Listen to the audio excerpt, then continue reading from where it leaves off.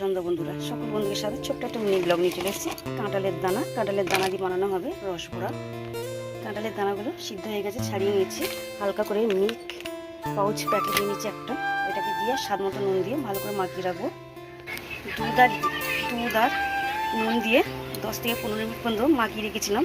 দিয়ে দিচ্ছি হালকা করে সুজি, দিয়ে দিচ্ছি 2 চামচ মতন ময়দা আর 2টো ডিম দিয়ে দিচ্ছি। ভালো করে এখন আমি ম্যাশ করে নেবো। ভালোভাবে মাখিয়ে নিচ্ছি। তেলও গরম হয়ে গেছে, এক এক করে ছাড়বো।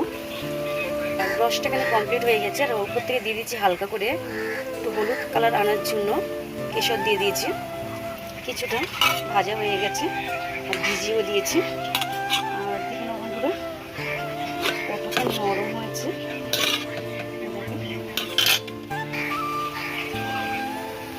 কাঁঠালের দানা দিয়ে রসবড়া ওদের দেখিয়েছি শুরু থেকে শেষ পর্যন্ত। খুবই সোজা বন্ধুরা, তোমরা ট্রাই করে দেখতে পারো।